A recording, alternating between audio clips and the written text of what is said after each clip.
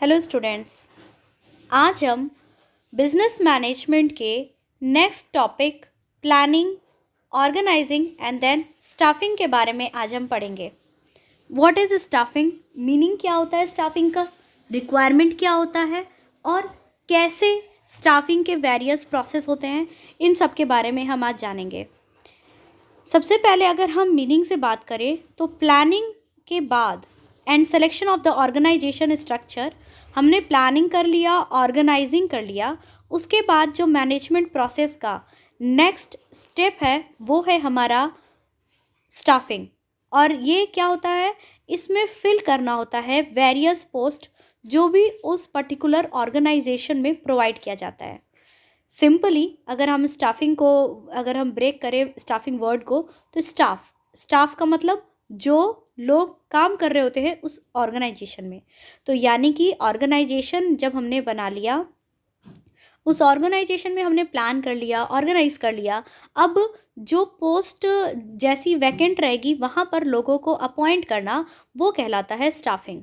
अगर हम simplest term में देखें तो स्टाफिंग का मतलब होता है putting people to jobs. It begins with workforce planning. और ये कब शुरुआत होता है, वर्कफोर्स प्लानिंग, यानी कि ह्यूमन रिसोर्स प्लानिंग भी इसे कह सकते हैं आप। तो जो सिंपलेस्ट अगर हम स्टाफिंग को डिफाइन करें तो स्टाफिंग की सिंपल डेफिनेशन होगी पुटिंग पीपल टू जॉब्स, यानी लोगों को जॉब में लगाना।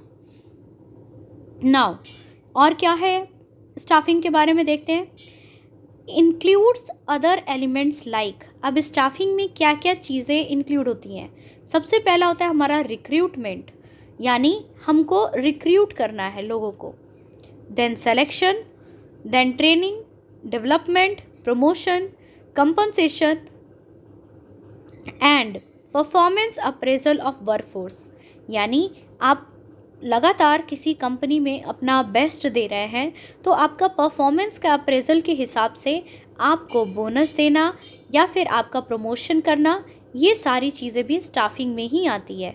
स्टाफिंग एक ऐसा मैनेजमेंट का पार्ट है, स्टाफिंग एक प्रोसेस है और मैनेजमेंट का ऐसा पार्ट है जिसमें हम ऑब्टेन करते हैं, यूटिलाइज करते हैं, मतलब एक सेटिस्फाइड वर्कफोर्स को। क्लियर। अब यहाँ पर एक डेफिनेशन मैंने बताया, putting right people at right job, यानी कि जिस जॉब के लिए जो सही है उस इंसान को उस जॉब पे रखना, ये कहलाता है हमारा स्टाफिंग। स्टाफिंग को अगर हम और डिफाइन करें तो ये एक मैनेजरियल फंक्शन है, जिसका मतलब होता है कि जो भी पोस्ट है वर्क फोर्स के लिए, जॉब के लिए, वहाँ पर लोगों को रखना, मतलब उनको रिक्रूट करना। एंड अगर ऑर्गेनाइजेशनल स्ट्रक्चर में कभी किसी वजह से अगर कोई प्लेस खाली हो जाती है, यानी कि किसी ने जॉब छोड़ दिया या किसी को मतलब किसी का डिमाइस हो गया, डेथ हो गया, या बहुत सारे रीजंस होते हैं जिसकी वजह से बहुत सारी जो जॉब की पोजीशन होती हैं वो वैकेंट हो जाती हैं, खाली हो जाती हैं। तो उस चीज़ को रिक्रूट करने के लिए, उस चीज़ को फिल करने के लिए भी हम स्टाफिंग करते हैं। अगर कोई एंटरप्राइज एग्जिस्टिंग है तो वहाँ पर स्टाफिंग जो है एक कंटिन्यूस प्रोसेस है, because new jobs may be created, नई जॉब्स क्रिएट करनी है and some of the existing employees may leave the organisation. क्योंकि अगर एग्जिस्टिंग है तो हो सकता है कि हमारे यहाँ से कुछ एम्प्लॉयज़ जो है इस जॉब को छोड़ करके किसी और जॉब के चले जाए। क्लियर है। नाउ आगे हम देखते हैं इंपॉर्टेंस क्या है स्टाफिंग का। तो स्टाफिंग जो है जॉब पोजीशन ऑर्गेनाइजेशनल स्ट्रक्चर में जो एम्प्टी स्पेस है उसको फिल करने का काम स्टाफिंग के द्वारा किया जाता है। और right people can help you take your business to the top.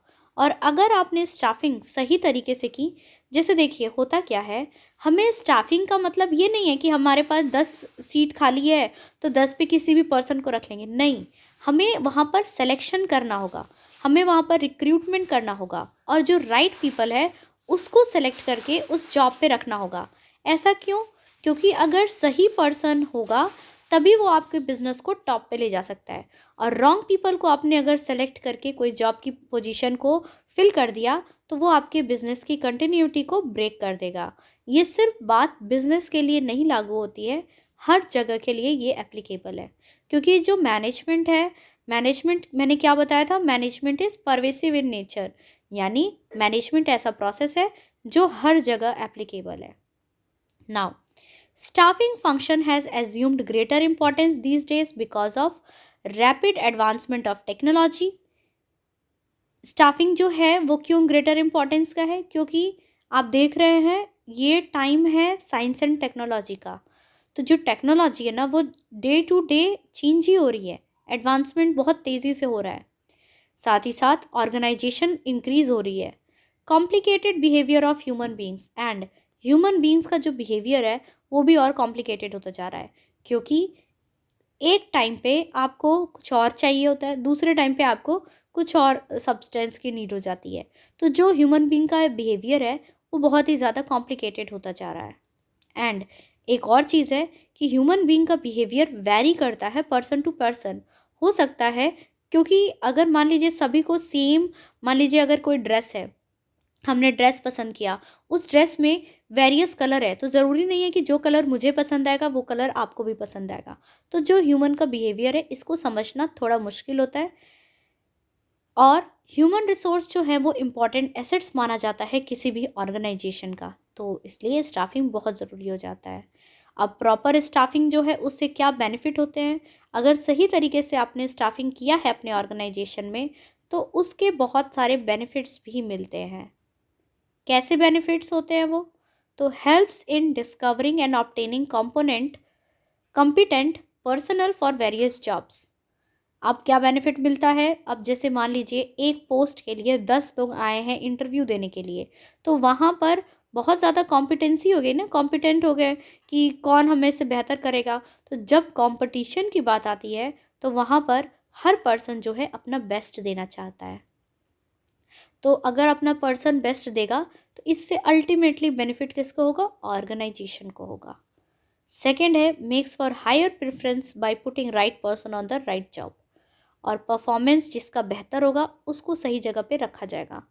Ensures the continuous survival and growth of the enterprise. And अगर हमें अपने ऑर्गेनाइजेशन का लगातार सर्वाइवल और ग्रोथ चाहिए तो हमें एक सक्सेसफुल प्लानिंग करनी होगी कि किन लोगों को किस जॉब पे रखा जाए।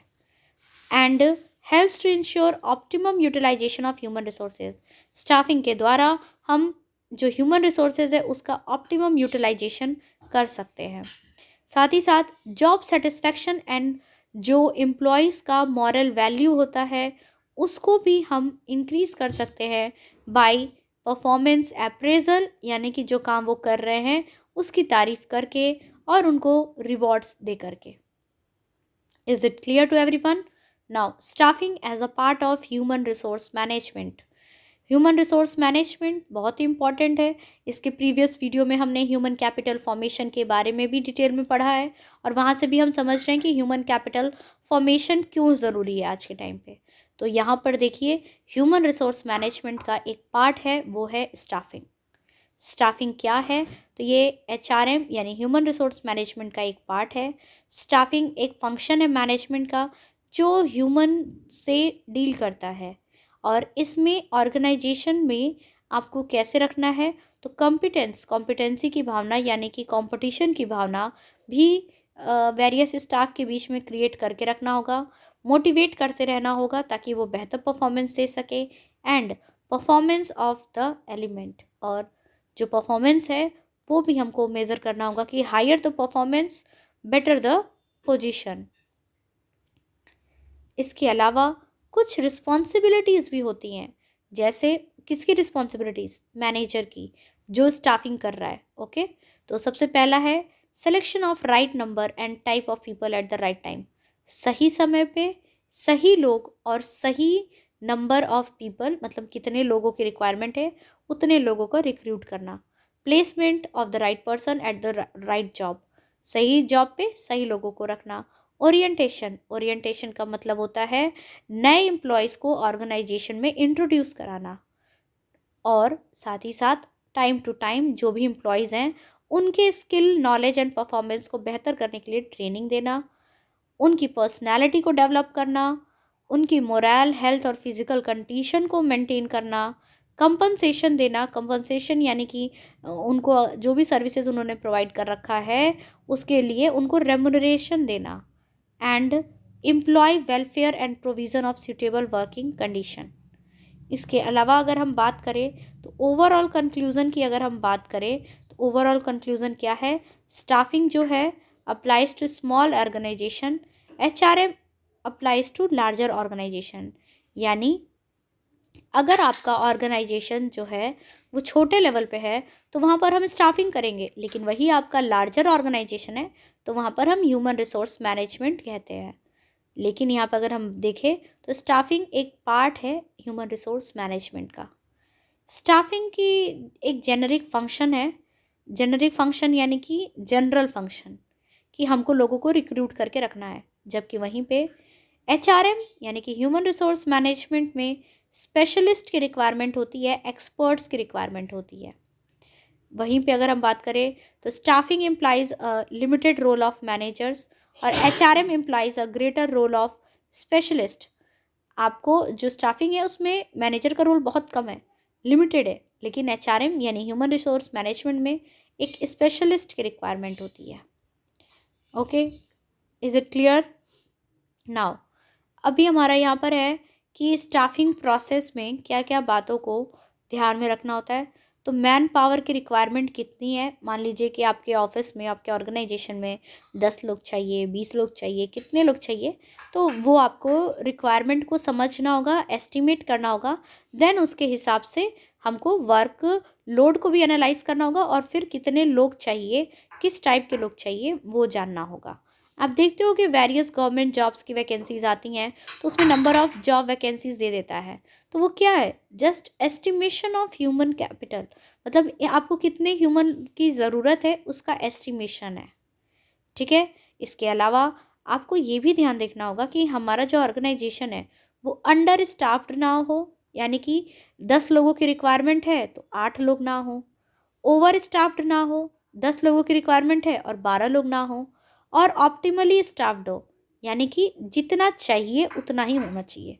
10 लोगों की नीड है तो 10 लोग ही होने चाहिए, या 9 और 11 भी हो सकते हैं, लेकिन मतलब ऑप्टिमम यूटिलाइजेशन होना चाहिए। रिक्रूटमेंट क्या होता है? रिक्रूटमेंट की बात अगर हम करें तो ये एक ऐसा प्रोसेस है जिसमें प्रॉस्पेक्टिव एम्प्लॉयज़ को सर्च करके और फिर उनको समझना होता है। क्लियर है? Information generated in the process of writing the job description.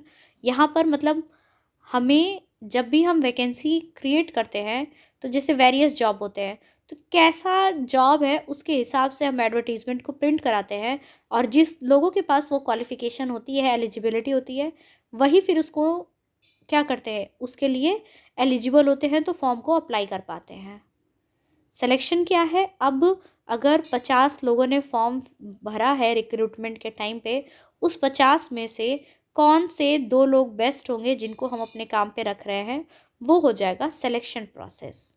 फिर है प्लेसमेंट एंड ओरिएंटेशन, और जब हमने प्लेस कर लिया, जैसे देखिए फॉर एग्जांपल समझते हैं, हमने रिक्रूटमेंट के लिए 50 लोगों को बुलाया, ठीक है, उस 50 में से हमने सेलेक्ट किया 10 लोगों को, तो वो हो गया सिलेक्शन ऑफ 10 पीपल। अब उस 10 पीपल में हमने प्लेसमेंट एंड ओरिएंटेशन, यानी हमने उनको जॉब पे रख दिया, उनका ओरिएंटेशन यानी कि उनको इंट्रोड्यूस कराया अपने ऑर्गेनाइजेशन में, उनको बता दिया कि सुपीरियर कौन है, सबऑर्डिनेट कौन है, कलीग्स कौन है आपके, और क्या क्या काम आपको करना है, ब्रीफ प्रेजेंटेशन सब कुछ कर दिया। ठीक है, ओरिएंटेशन का मतलब होता है introducing the selected employee to other employees and उनको फैमिलियराइज करना, यानी कि फैमिलियर बनाना ऑर्गेनाइजेशन के रूल्स एंड पॉलिसीज से। इसके बाद प्लेसमेंट का मतलब क्या होता है, उनको जो पर्सन सेलेक्ट हुआ है उनको जिस पोजीशन के लिए रखा गया है उस पोजीशन को उन्हें दे देना। देन हम अब करते हैं next process, training and development. अब नेक्स्ट प्रोसेस हमारा ट्रेनिंग और डेवलपमेंट का है। मोस्ट ऑर्गेनाइजेशन में एक अलग से ह्यूमन रिसोर्स डिपार्टमेंट बना दिया जाता है जिनका काम होता है ट्रेनिंग और डेवलपमेंट का भी काम कराना, ताकि जैसे आप लोग बहुत बार देखते होंगे कि प्रोबेशन पीरियड पे रखा जाता है, 6 मंथ की ट्रेनिंग होती है, 3 मंथ की ट्रेनिंग होती है। क्लियर है? नाउ जो स्टाफिंग का प्रोसेस है वो 3 और स्टेजेस हैं इसमें। क्या क्या? जैसे मैंने इतना बता दिया आपको ट्रेनिंग एंड डेवलपमेंट तक, इसके अलावा और भी आप इंक्लूड कर सकते हैं, जैसे परफॉर्मेंस अप्रेजल, आपकी परफॉर्मेंस कैसी है उसको अप्रेजल, यानी कि आपको उसको देख करके, करंट और पास्ट परफॉर्मेंस को देख करके आपको आगे आने वाले टाइम में आपको प्रमोशन मिल रहा है या बोनस मिल रहा है, ये सारी चीज़ें। Employee is expected to know what the standards are and to the superior, और फिर उनका फीडबैक का परफॉर्मेंस, मतलब आपको अगर आप कोई काम कर रहे हो और आपको फीडबैक अच्छा मिले तो आपको काम करने के लिए एक मोटिवेशन मिलता रहता है। आप काम कर रहे हो और आपको कोई फीडबैक अच्छा नहीं मिले तो काम करने का मन नहीं करता है। ठीक है, तो वही आपका परफॉर्मेंस अप्रेजल वाली बात हो जाएगी। नेक्स्ट है promotion and career planning. Promotion और करियर प्लानिंग का क्या है? तो वही परफॉर्मेंस अप्रेजल को देखने के बाद ही आपका प्रमोशन होता है और आप बेहतर करियर में जा सकते हैं। एंड नेक्स्ट है कंपनसेशन। कंपनसेशन का मतलब क्या होता है कि आपको किस जॉब के लिए क्या वेजेस एंड सैलरी दी जा रही है, इस बारे में बात की जा रही है। जो भी आपका फाइनेंशियल पेमेंट्स है, कमीशन है, इंसेंटिव है, बोनस है, ये सारी चीज़ें जो है वो आपकी कंपनसेशन में आ जाएगी। अब आपका जो फाइनेंशियल पेमेंट होते हैं ये 2 तरीके का होता है। एक होता है टाइम बेस्ड प्लान और एक होता है performance based plan. Time based plan का मतलब आपको जो सैलरी या वेजेस मिल रहा है डेली, वीकली, मंथली या एनुअली, वो हो गया time based plan. Performance based plan का मतलब आपको सैलरी आपके अच्छे काम के लिए मिलेगी, यानी कि आपने कितना यूनिट, मान लो पेन मैन्युफैक्चरिंग कंपनी है मेरी, तो अगर मेरे यहाँ टारगेट है कि 10 पेन बनाओगे तो आपको 10 रुपये दिया जाएगा। ठीक है, तो वो परफॉर्मेंस, आपने 10 पेन बनाया तब आपको 10 रुपये दे रहे हैं, तो वो आपकी परफॉर्मेंस बेस्ड प्लान होगी। लेकिन टाइम बेस्ड प्लान में ये मैटर नहीं करेगा कि आपने कितना पेन बनाया, बस आपको मैंने फिक्स कर रखा है कि आपको 1 दिन का इतना पैसा मिलेगा या 1 मंथ का इतना पैसा मिलेगा, तो मैं उतना आपको दे रही हूँ। तो जो भी फाइनेंशियल पेमेंट होते हैं वो 2 बेस पे होता है, एक होता है टाइम बेस्ड प्लान और एक होता है परफॉर्मेंस बेस्ड प्लान। क्लियर है? होप आप लोगों को स्टाफिंग के बारे में समझ में आया होगा, और स्टाफिंग इससे और कहीं ज़्यादा है, और स्टाफिंग के वेरियस और फंक्शंस, रोल्स एंड स्टाफिंग के बारे में और भी बहुत कुछ है। अगर आप लोगों को इतना समझ में आया है और आपको इसके आगे का नेक्स्ट वीडियो चाहिए तो please comment. Thank you. Hope you like the video. Thank you.